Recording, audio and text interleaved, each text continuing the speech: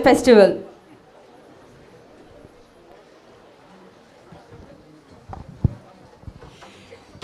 So what I'm going to do, thank you very much for the introduction. There are so many of us. There's something very Keralan about this setup. So I will say a few words of welcome and introduction, and then I'll sit over there and watch the proceedings, and I will pass the word to Sampurna. I'm Alexandra Buchler. I'm the director of Literature Across Frontiers, the organization that brings you this event, but also the Wales Guest Nation program focus at the festival, together with our sister organization, Wales Literature Exchange. We are very pleased and very honored to be here in this context as guest of honor, and we are really thrilled to be able to present Welsh literature and culture. As you have seen in the program, we have this poetry session with Malayalam poets, but also two poets from other European countries. And we are doing this for two reasons. One is that Literature Across Frontiers is a European organization which is based in Wales, in the UK. The other reason is that we have always worked in this way. We have brought together writers and poets from different countries, and we have worked in India this year for 10 years. So we are celebrating a kind of anniversary, and we have been cooperating with a number of festivals, but also we have been running these workshops where we bring together poets, and they find out about each other's work, about each other's poetic traditions, and they do this through translation. This is the important point.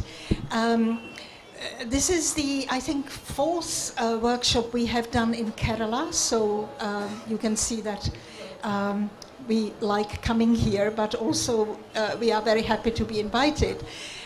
So I would like to thank the festival very much for this invitation to have us here and for hosting the workshop.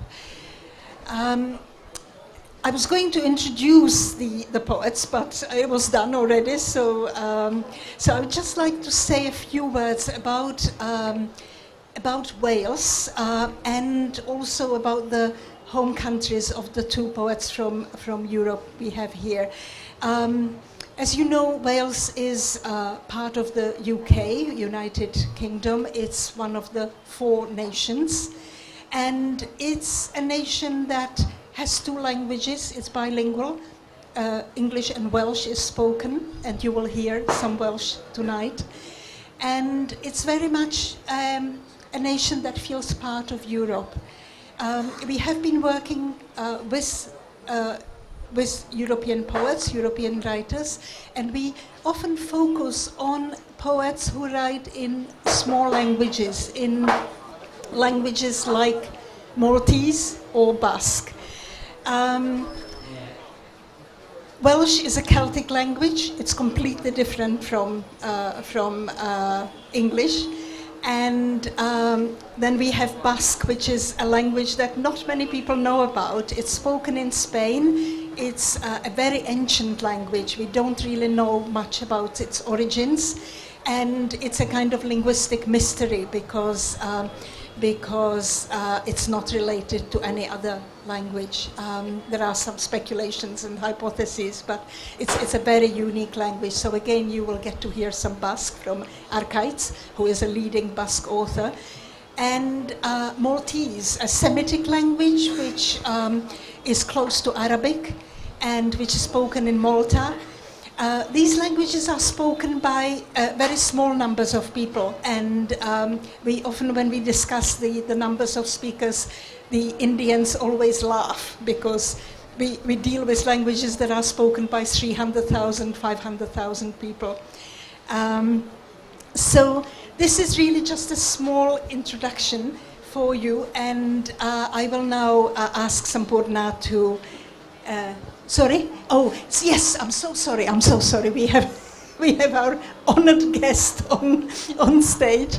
an old friend, colleague, and a poet who doesn't need introduction, K. Satchidanandan, whom we've known for a long time. He has come to Wales. He has taken part in our workshops, and he will say a few words at the beginning.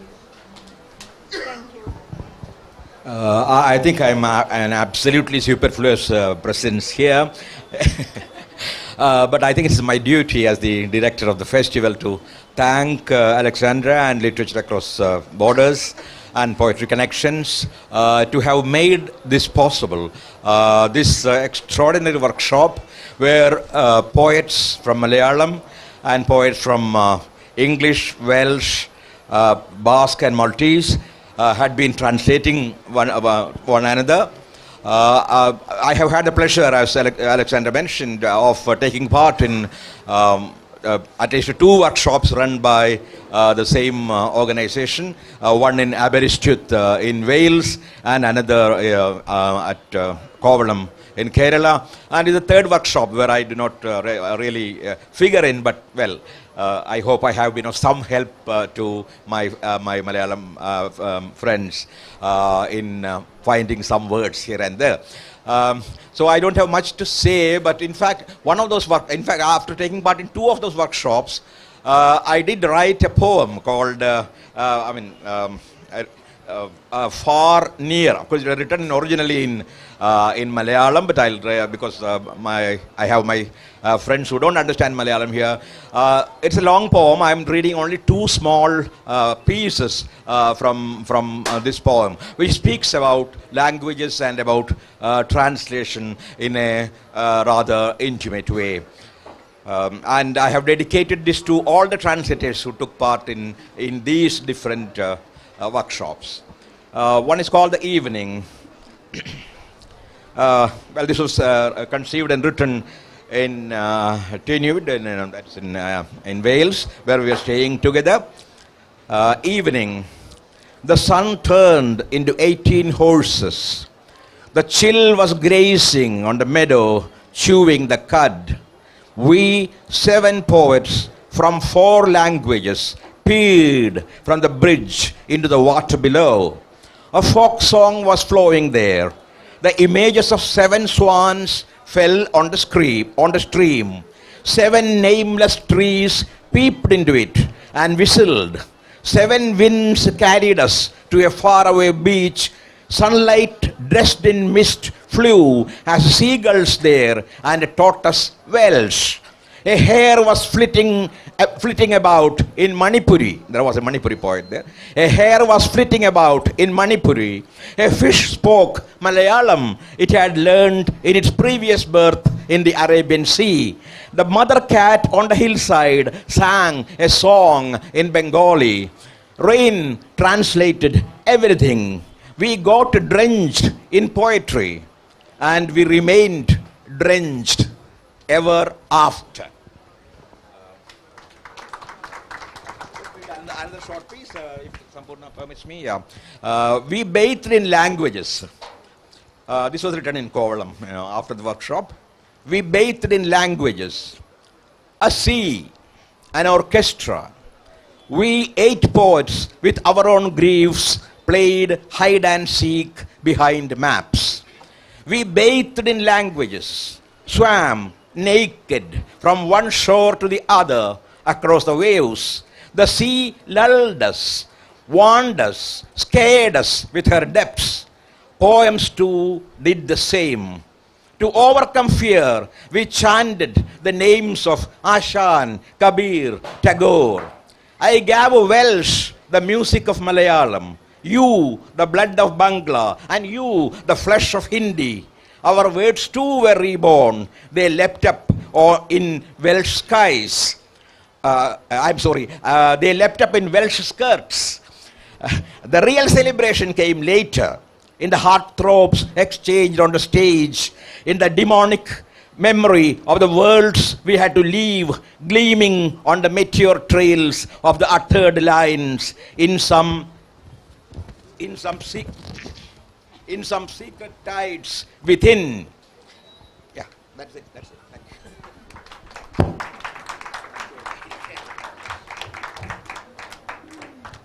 Thank you, Satchida.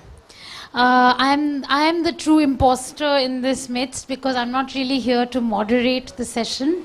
This is a session unlike any other. It is an immoderate session. We will demand your utter and absolute attention, your emotion. We will not really help you understand what's going on, because what will happen here is what happens when poets sit together, when we work with each other, when we read each other's work. Very soon it is unclear which poem belongs to whom. So the only logic that will, I hope, be apparent is the love that has flowed freely between the languages, between the versions that you will hear tonight, and we will present them seamlessly without any intervention, except perhaps a notation on who the poem was originally written by, in which language. So stay with us and be prepared for an orchestration in many voices.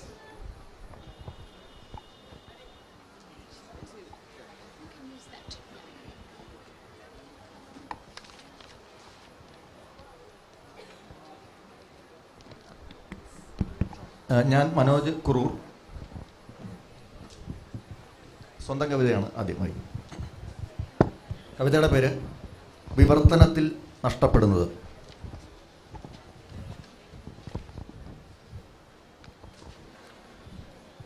പതിറ്റാണ്ടിന് ശേഷം നാട്ടിലെത്തിയ ഞാൻ വിദേശി സുഹൃത്തുമൊത്ത് നടക്കാനിറങ്ങി. അവശേഷിക്കുന്ന ചരിത്ര സ്മാരകത്തെയും അതിനെപ്പറ്റി ഞാൻ എഴുതിയ കവിതയെയും കുറിച്ച് അയാളോട് പറഞ്ഞിരുന്നു. പുതുതായി വെട്ടിയ വഴികളും പുതുക്കി പണിത വീടുകളും കണ്ട് ഓരോ കാഴ്ചയ്ക്കും ഒരു ദ്വിഭാഷ കൂടി വേണമെന്ന് ഞാൻ സംഭ്രമിച്ചു. കേൾവികൾക്ക് പോലും വിവർത്തനം വേണ്ടെന്ന് വിദേശി സുഹൃത്ത് പുഞ്ചിരിച്ചു. പേരെടുത്ത് കളഞ്ഞ നഗരഭാഗങ്ങളെ അക്കമിട്ടാണ് വിളിക്കുന്നതെന്നും സംസ്കാരത്തിൻ്റെ വിവർത്തകർ മറ്റ് ജോലികൾ തേടിപ്പോയെന്നും ഒരു ശവകുടീരത്തിന് പോലും അവകാശികളില്ലെന്നും സ്വന്തം സെക്ടറിൻ്റെ അക്കം മറന്ന ഒരുവൻ ഞങ്ങൾക്ക് പറഞ്ഞു തന്നു. ഞങ്ങൾ അന്വേഷിച്ച ചരിത്ര സ്മാരകം അവിടെ ഇല്ലെന്നും അങ്ങനെയൊന്നും ഉണ്ടായിരുന്നതിന് തെളിവുകളില്ലെന്നും പുരാവസ്തു വകുപ്പ് തീർത്തു പറഞ്ഞു. നഗരവാസികളെപ്പോലെ അവർക്കും തർക്കിച്ചു നിൽക്കാൻ സമയമോ അതിൻ്റെ ആവശ്യമോ ഇല്ലായിരുന്നു. ടൂറിസം വെടിവട്ടത്തിൽ അയൽവീട്ടിൽ നിർമ്മിച്ച സ്കോച്ചും പടിഞ്ഞാറൻ ഭാംഗ്രയും കലക്കി കുടിച്ച് ഇന്ത്യൻ മഡോണയുടെ കൊഴുത്ത കാലുകൾ നോക്കി പൊരിച്ച കോഴിയുടെ തുട കടിച്ചെടുത്ത് പുതിയ അന്യോന്യത്തിൽ ഞങ്ങളും കടന്നിരുന്നു. തുടർയാത്രയ്ക്കിടയിൽ മുന്നിൽ വന്നു വീണ ഓലവീടിന് മുകളിൽ തുരുമ്പിച്ച ബോർഡിലെ അക്ഷരങ്ങൾ ചൂണ്ടി ആവേശത്തോടെ പറഞ്ഞു, നോക്കൂ, ആ ഭാഷയിലാണ് ഞാൻ കവിത എഴുതുന്നത്. Hello, I'm Llyr. I will read the first part of Manoj's poem in Welsh.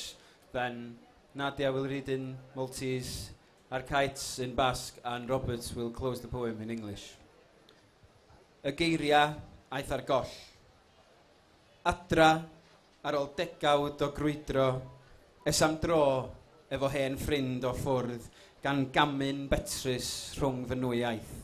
I fynd i weld yr hen lefydd oedd yn dal yn fyw yn fy ngherddi a anghof. A dyma weld fel y mae y lôn fawr lydan wedi agor hafn rhwng yr hen bobl a'r bai, a'r tai wedi hailgodi i gyd. Fi'n gwneud fy ngora glas i droi'n gyfieithydd ar y pryd, i drosi drosto bob camlas, pob stryd. Gwenodd fy ffrind, gan fyny nad oedd angan i mi fod yn rhy lythrenol. Xaħat li kien nesa x'numru kellu s-settur tiegħu, għalinna li l-partijiet differenti tal-belt meħlusa minn isimhom kienu magħrufa bin-numri mogħtija lilhom u li t-tradutturi kulturali kienu telqu jfittxu xogħol ieħor u ma kienx hemm qabar wieħed li hu wieħed miżmum kif xieraq. Id-Dipartiment tal-Arkeoloġija insista li il-monument li konna qed infittxu ma kienx jeżisti u li qatt ma kien hemm prova li jeżista. L-istess in-nies tal-belt lanqas huma ma kellhom il-ħin jew il-ħtieġa jinħlew fuq kwistjonijiet bla sustanza. Turistentzako rapa, auzoan egindako whiskia, mendebaldeko bangrarekin nahasia, jainkosaren zango lodiak begiekin irentzi ahala, ollasko izterrari hortzaka, gu geu ere sartu ginen leian koplaka.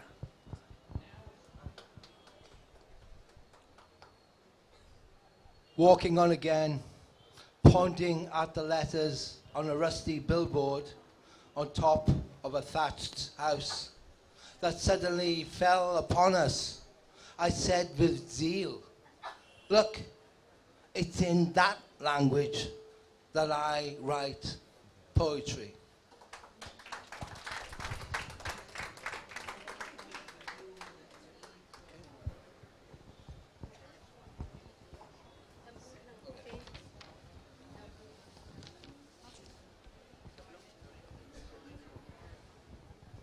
Now we have the second duo, Robert reading Hemlock in the original English and Girija reading her version of Hemlock in Malayalam.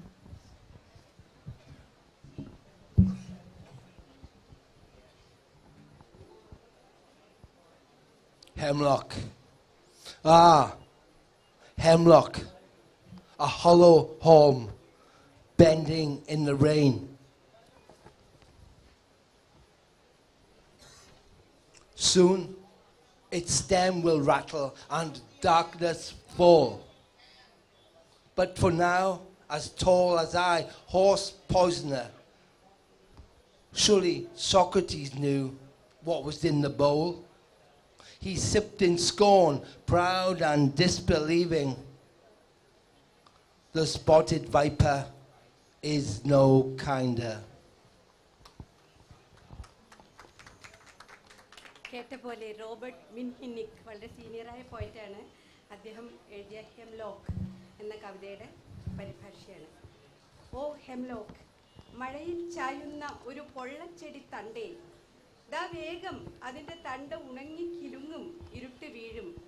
പക്ഷേ ഇപ്പോൾ എന്നോളം പൊക്കത്തിൽ ഈ വിഷം തീണ്ടി കുതിരെ കൊല്ലി, ഈ വിഷം തീണ്ടി കുതിരയെ കൊല്ലി. ശരിക്കും സോക്രട്ടീസിന് അറിയാമായിരുന്നോ എന്താണ് ചഷകത്തിലെന്ന്? പുച്ഛത്തോടെ അഹങ്കാരത്തോടെ വിശ്വസിക്കാനാവാതെ നുകർന്നു. അതിലേറെ കരുണയില്ല അണലിക്കും. ഈ ഹെംലോക്കിന്റെ ചെടിത്തണ്ടിൽ ഇങ്ങനെ പുള്ളിയുണ്ട്, അണലിയെ പോലെ തന്നെയാണ് ഇരിക്കുന്നത്. അതാണ്, അതിലേറെ കരുണയില്ല അണലിക്കും.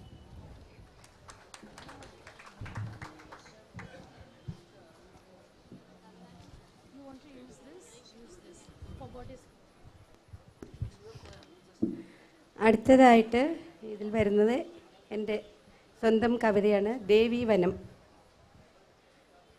ദേവീവനം. ഇന്ന പോരെ.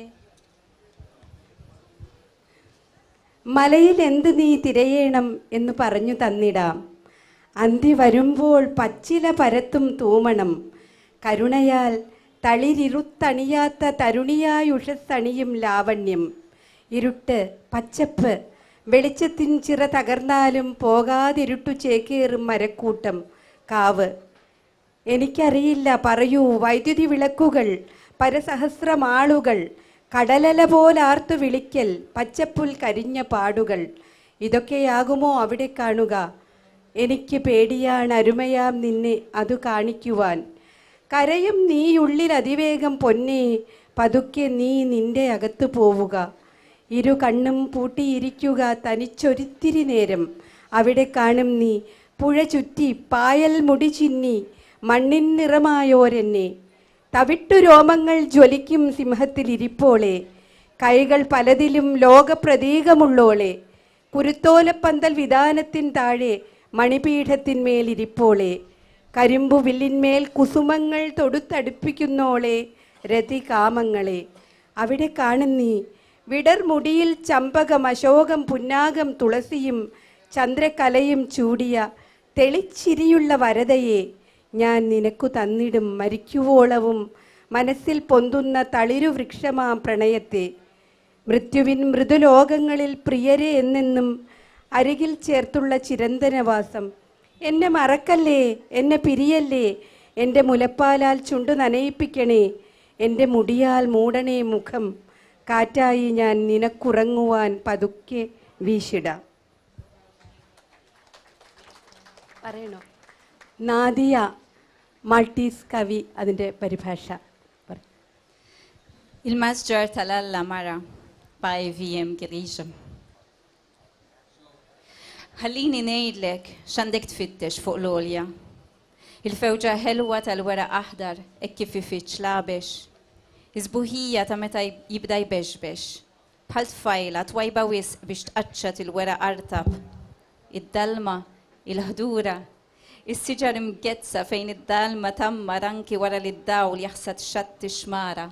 المسجر ساقرو ما نافش ايدلي سنسيب مك الداول الاتريكو الفلول الهمبة بحال موت هبت اترتش تحروق فين قبل كن يجبر الحشيش شهدر نبزة نور يوم لوك داون هنيني أشناف لروحك فيس ستتبكم وانت ستنالق فتيد فتيد فيك نفسك يا عزيزتي ابقم نقرهرة وحدك عينيك مروقة امك تراني ام وحدة مشمارة شارة بحال هزيس مفروش بلا رزن مدوارة ريقبا اليون لون الهمرية بكرنيرة بحال هجيجة في البوسطة يدين تحها اكتر من دنيا وحدة بالقيدة فوق براديلا مزينة بحجر بريتسيوس تحت بلدكين من سوتش من الورق تالبالما تمر الشوق مزنا permezz tal-fjuri vleġeġ li żżidx mill-qaws tal-kannamila. Hemmhekk issib lil dik li tagħti u titbissem id-dija. ċampakam, għaxrukam, punagam tulsi u felli qamar jorqmilha xara mifrux. Jien natik li mħabba, is-siġra li terġa' tinbet fik sa ma tintemm il-ħajja. Dar eterna fid-dinjiet rotob tal-mewt fejn dawk li huma eżies jinżammu għal dejjem qrib. La tinsinix, la titlaqnix. Ħalli l-ħalib ta' sidri niddi l-xuftejk, għatti wiċċek b'xari, se nkun bħal fewġa ħelwa biex int tkun tista' torqod. നന്ദി. നാദിയ ഇനി നാദിയയുടെ സ്വന്തം കവിതയുടെ രണ്ട് ഭാഗം വായിക്കും. She will read the first two sections of her poem in Maltese.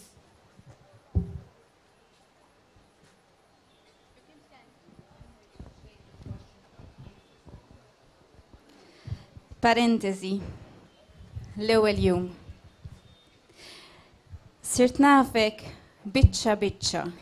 Għajnejk l-ewwel. Isejħu l-għajnejja mit-tarf tal-pjazza fejn inġemed biħġara in-nies biex tisma' lill-Adonis u skoss poeti oħra. Imbagħad tihom li dawk għajnejk biss li f'widnejja ħallini jinsoffhom, ħallini inħobbhom. Kont għadek lanqas ismi ma taf. It-tieni jum. Geddumi fuq spaltek, idi fuq ġembek. Nħu gost inkebbeb il-nifsi maħattek. Nadia Mifsud Maltese ഭാഷയിൽ എഴുതിയ parenthesis എന്ന കവിതയുടെ മലയാള വിവർത്തനം ഇടമൊഴി.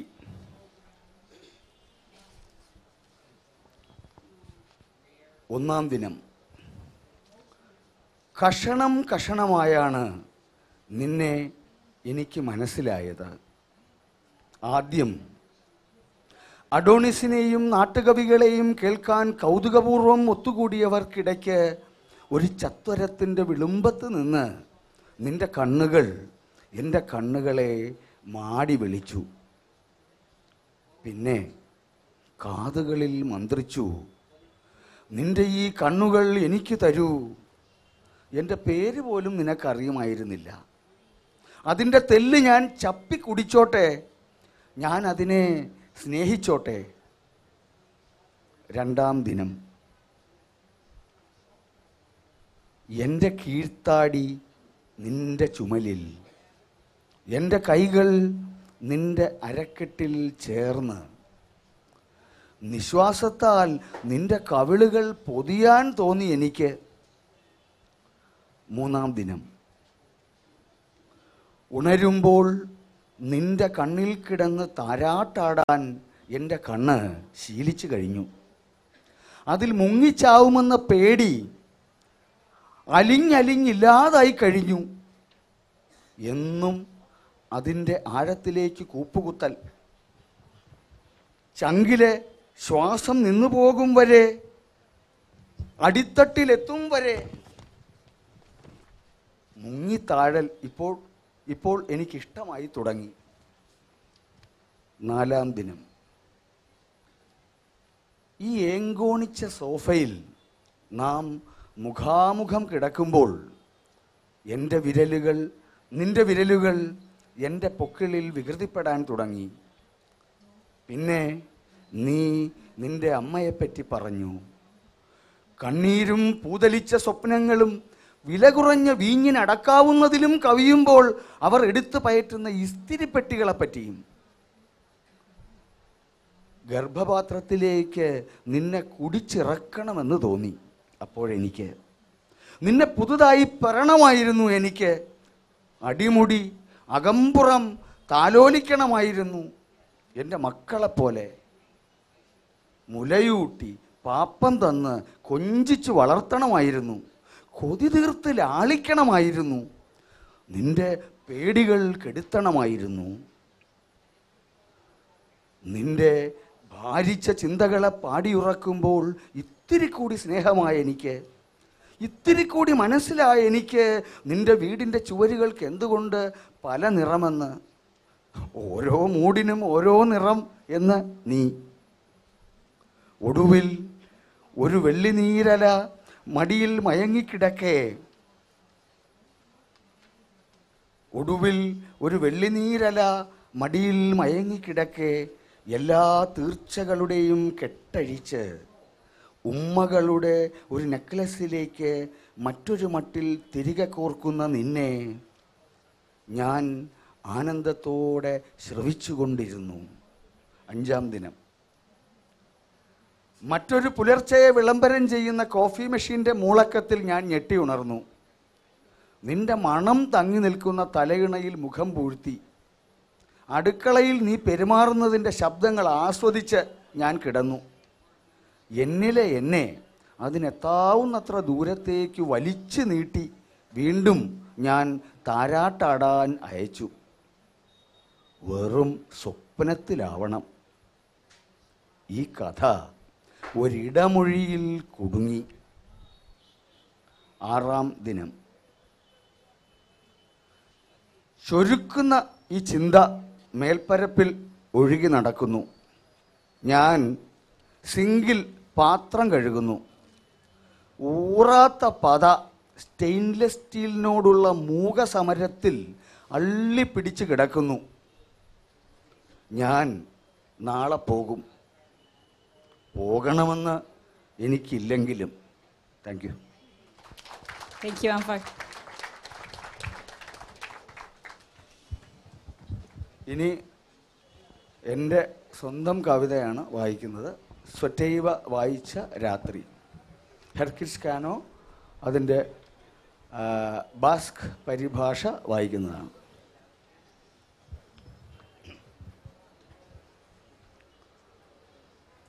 സ്വറ്റൈവ വായിച്ച രാത്രി. നിൻ്റെ ഒരു നോട്ടുണ്ട്. നിന്റെ പ്രവാസത്തിനും കവിത പുലർന്ന ഞങ്ങളുടെ പട്ടാമ്പി രാത്രികൾക്കും മുകളിലെ മുറി ജനൽ ചന്ദ്രൻ ഞങ്ങൾ പകുത്തു വായിക്കും മരീന സ്വറ്റൈവ. നിനക്ക് കേൾക്കാമോ? പല മണിക്കൂർ പുറകിലെ നിന്റെ ജനലിലേക്ക് ഞാൻ തിരിച്ചു വച്ചല്ലോ കുടുസ് ചന്ദ്രനെ. സ്ഫടികമേ ഇപ്പോൾ സ്ഫടികമേ ഇപ്പോൾ നിനക്കു കേൾക്കാമോ നിലാവെഴുതുന്നൊരുടഞ്ഞ ബിംബത്തെ? എറിഞ്ഞുടച്ചിട്ടും വളർന്നൊന്നായോരെന്നിവളുടെ മൊഴി നിള പോലെ മെലിഞ്ഞ് ഇവൻ്റെ തൊണ്ടയിൽ നിനക്ക് കാണാമോ?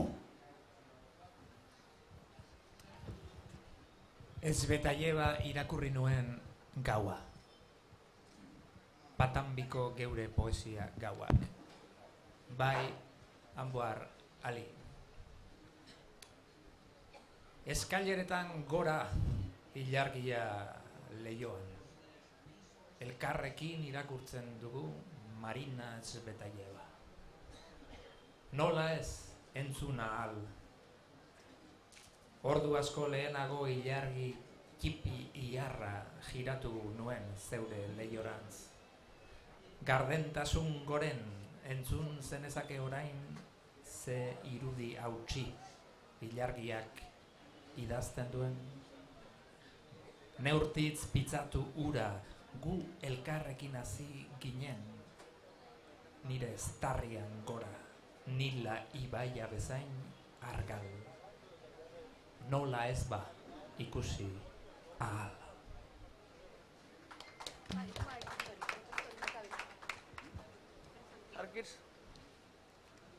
Harkaitz is going to recite his own poem. Part of his poem he is going to recite. This is the thing when we have poets and translators who are so talented. We've been struggling to find the right balance of poems and lengths. This is a marvelous long poem by Harkaitz in Basque. It's called To Live with a Tiger. It resonates with all of us. You'll hear sections of it in Basque, and PP has translated the whole thing into Malayalam. He'll read only a section of it. Thank you. Tigre batekin bizi. Alperrik da ona nola heldu zen galdetzea tigrea. Gure aurreko maizterrak ahaztu ote zuen deskuidoz ala maleziaz. Lehioak zabalik utzi arau, sartu ote zen tigrea gu hartu gabe.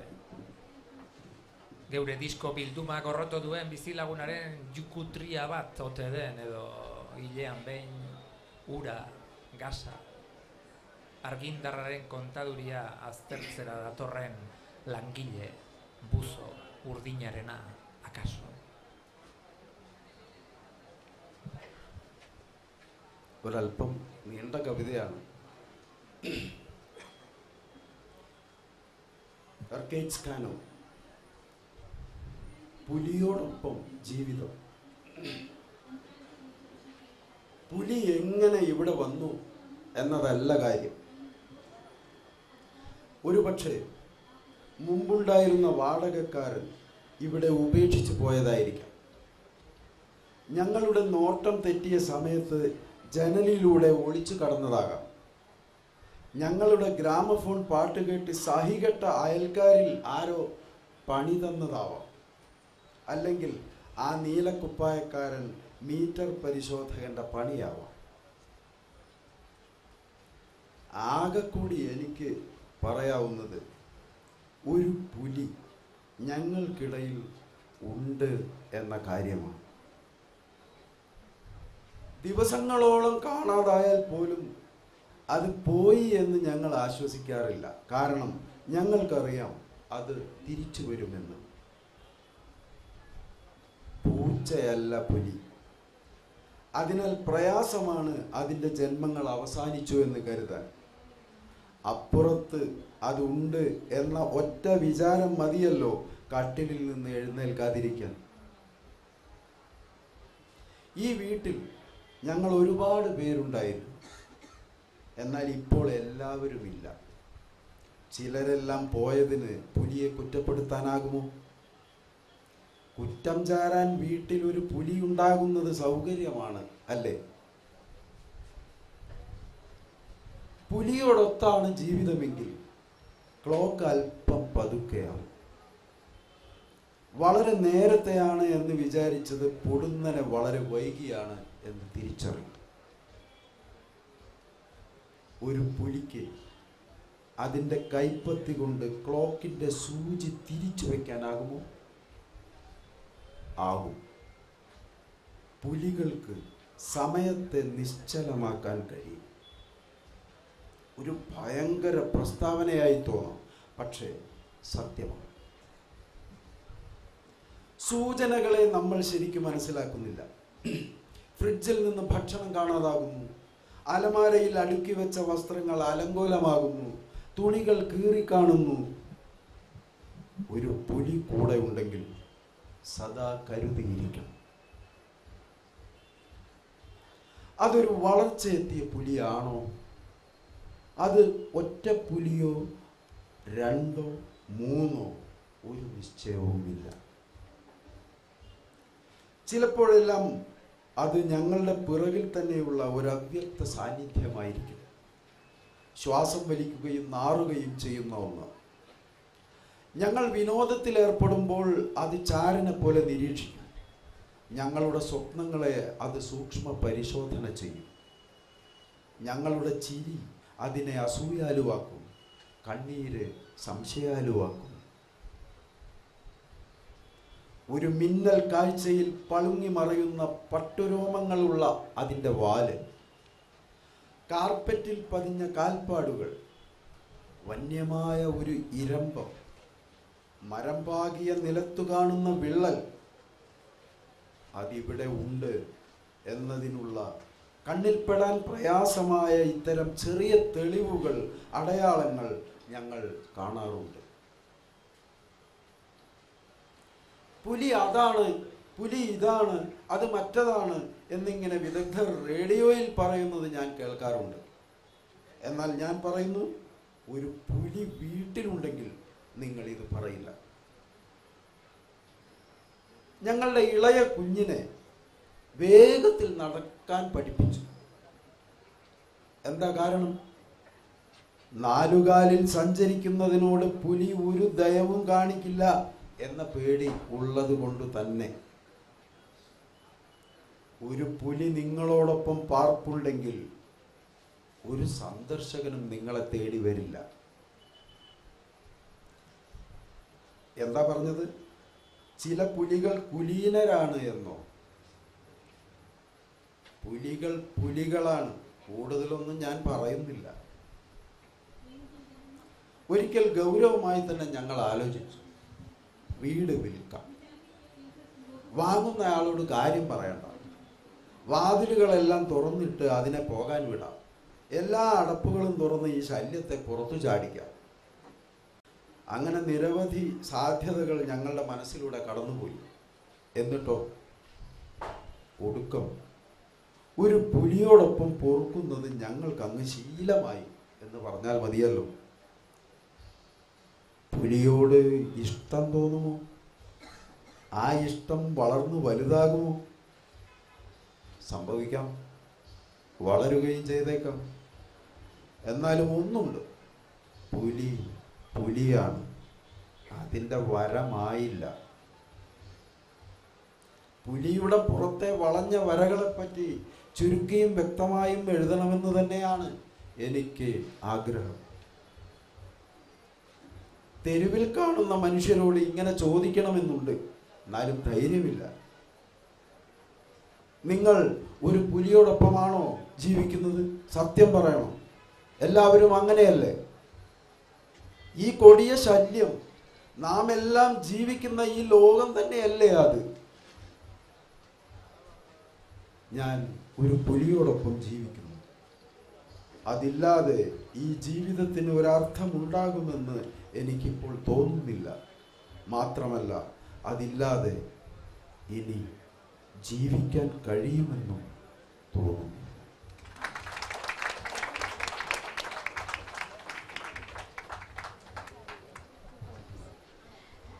This is when PP now segues from translator to poet. He is reading his own poem, 2 poems on language, translated into Welsh by Llyr.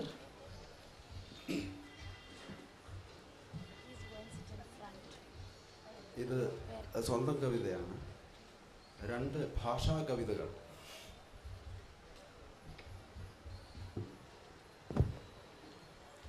ഒന്ന്, മറുനാട്ടിൽ ഒരു കവി സമ്മേളനം. വടക്കുകിഴക്കൻ കവികളുടെ വാമൊഴി കേൾക്കെ പക്ഷി സങ്കേതത്തിൽ ചെന്ന പോലെ. അർത്ഥമറിയാ വാക്കുകൾ കൊക്കുരുമ്മി കുറുകിയും ചിറകടിച്ച് കുണുങ്ങിയും പല സ്ഥായിയിൽ മുഴങ്ങി. കൂട് തുറന്നാൽ ചീട്ടുകൊത്തി തിരിച്ചു കയറുന്ന എൻ്റെ മലയാള പനന്തത്ത പോലും കൂട് തുറന്നാൽ ചീട്ടുകൊത്തി തിരിച്ചു കയറുന്ന എൻ്റെ മലയാള പനന്തത്ത പോലും കൂട്ടത്തിൽ ഒന്ന് ചിലച്ചു പോയി. കവിത വിട്ട് നാട്ടിലെത്തി. പ്രാരബ്ധ സഞ്ചി തൂക്കി വട്ടംകുളത്തെ പച്ചക്കറിക്കടക്കാരൻ മറുനാട്ടു തൊഴിലാളികളോട് ബംഗാളിയോ ആസാമിയോ മാറി മാറി പേശുന്നു.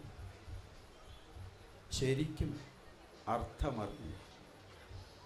നാണയങ്ങളിട്ട അളുക്ക് കിലുക്കുന്ന ഒച്ചയിൽ. അതാണ് ഒരു കവിത. അടുത്ത രണ്ടാമത്തെ ഭാഷാ കവിത. പ്രഭാത സവാരിക്കിടയിൽ 1ാം ക്ലാസ്സിൽ ഒരേ ബെഞ്ചിൽ ഒപ്പം പഠിച്ചവനെ കണ്ടുമുട്ടി. നരച്ച തല ചൊറിഞ്ഞ് മുതുകു വളഞ്ഞ് മഞ്ഞപ്പല്ലു കാട്ടി ഇളിഞ്ഞ് വഴിമാറി തന്നു. തിരിഞ്ഞു നോക്കിയപ്പോൾ പൊന്തയിൽ നിന്ന് കാലിക്കുപ്പികളെടുത്ത് ചാക്കിലിടുന്നു. അവൻ പാതയിലെ പെറുക്കി, ഞാൻ ഭാഷയിലെ. I'll read the second poem in Welsh. Ro'n i'n siŵr mod i'n nabod o rwla. Ro'n i'n gwybod yna fflach o'i gofio am y bwrdd a fi yn yr ysgol waelod. Rhyw lwyd wedi dod o rywle i'w wallt, ond i gefn o hyd yn grwman a'i ddanadd yn felyn rhyfath a'i fest. R'un ofn pechu neu fethu yn y llygyd drodd i ffwrdd. Ond dyma'i ddilyn a ngolwg i, a'i wylion fach o gorff a main o gyhyr.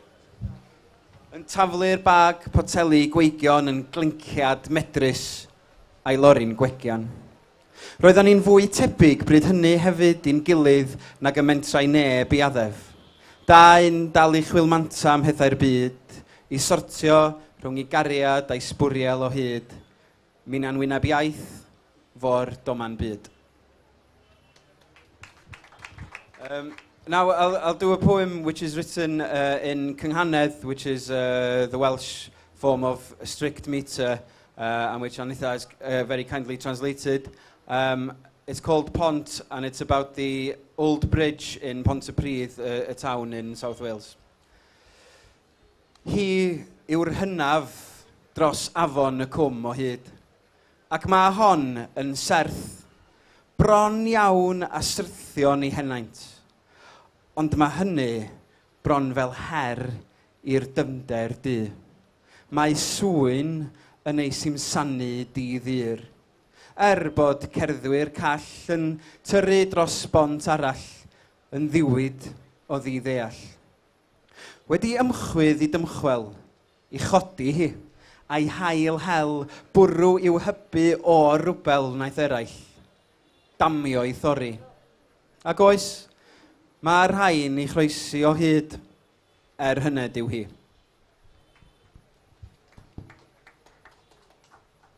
കവിത ഒരു പാലത്തെക്കുറിച്ചാണ്, ഒരു പഴയ പാലത്തെക്കുറിച്ചാണ്. കവിയുടെ പേര് ghee Queen. ഞങ്ങൾ സൗകര്യത്തിന് ഗിരീഷ് എന്നാണ് 2 ദിവസമായിട്ട് വിളിച്ചുകൊണ്ടിരിക്കുന്നത്.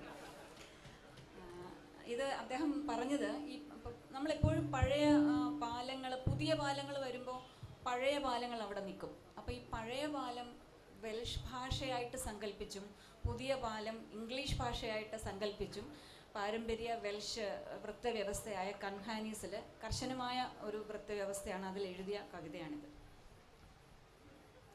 ഈ താഴ്വരയിൽ പുഴയുടെ മീതെ ഏറ്റവും പ്രായം ചെന്നവൾ അവൾ ഇന്നും, ഉയർന്നും കൂന്നും വയസ്സായി വീഴാറായും എങ്കിലും ഇരുളാഴങ്ങളോടിടയും വണ്ണം അവളുടെ ലോഹം തീണ്ടാ ചാഞ്ചാട്ടത്തിൽ ഒരു കൺകെട്ടുണ്ട്. അവളുടെ ലോഹം തീണ്ടാ ചാഞ്ചാട്ടത്തിൽ ഒരു കൺകെട്ടുണ്ട്. എന്നാലും വഴി പോക്കരിലെ കേമന്മാർ പോയി വേറെ പാലം തേടും വേറൊരു വഴിയിൽ. വെളിവില്ലായ്മയിൽ മതിയാവാത്തവരാണവർ. മറ്റുള്ളവരോ മലവെള്ളം വന്ന് അവളെ നിലംപൊത്തിച്ചപ്പോൾ അവരോടിയെടുത്തു, വിള്ളൽ തൂർത്തു, അവശിഷ്ടങ്ങളിൽ നിന്നു പടുത്തു അവളെ വീണ്ടും. എത്താറുണ്ട് ഇപ്പോഴും അവളുടെ കുറുകെ ആളുകൾ വല്ലപ്പോഴും. എത്താറുണ്ടിപ്പോഴും അവളുടെ കുറുകെ ആളുകൾ വല്ലപ്പോഴും. എത്രത്തോളം പ്രായം ചെന്നോൾ അവൾ എന്നാലും. എൻ്റെ കവിത അത് പ്രേതം എന്നാണ് കവിതയുടെ പേര്. അത് മരിച്ചുപോയ ഒരാൾ അയാൾ മരിച്ച സ്ഥലത്ത് നിന്ന് അയാളുടെ മരണം എങ്ങനെയായിരുന്നു എന്ന് പറയുകയാണെന്നാണ് എൻ്റെ വിചാരം. സന്ധ്യയ്ക്ക് ഒറ്റയ്ക്ക് ഈ വഴി വരുമ്പോൾ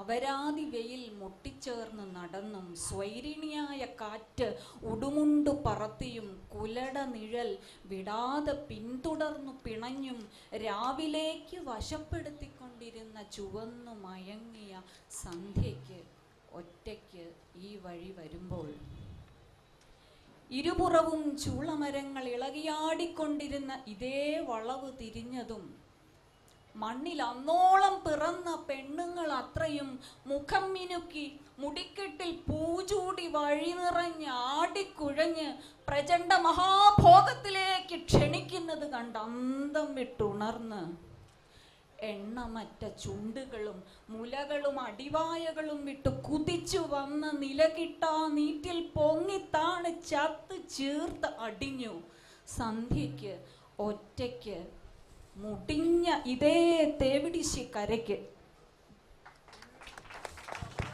And Robert Minhinnick, it's not a translation which he is reading. He said this poem reminded him of an incident when a girl, Rebecca, died in very sad circumstances. She was killed. And he starts the poem with my lines and he does a rewrite of the poem in an entirely different way.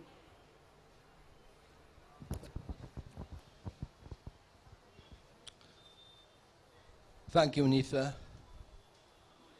Wraith from Ghost by Anitha Thampi. Alone at dusk, she came this way. No, nothing more promiscuous than moonlight, as it caresses every orifice, is there. But I think of Rebecca, a wraith found aground, drowned, and of the unspeakable and the unsayable done to her. Child of the river, who met the worst of us, unspeak and unsay, asking for it.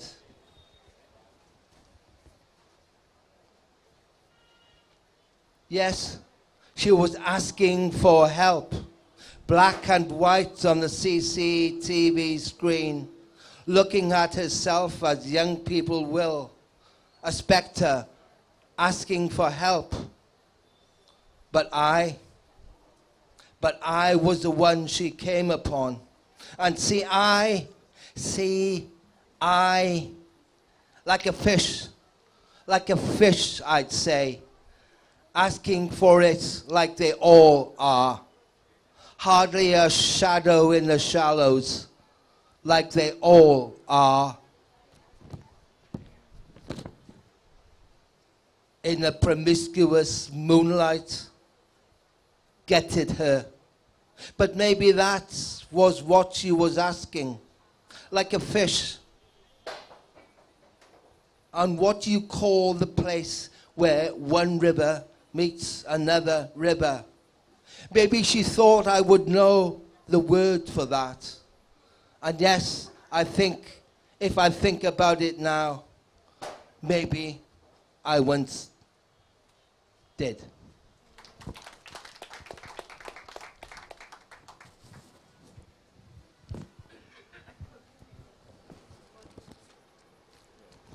I read now a poem which title is Self-Portrait. I read in Basque, and Manoj will read it.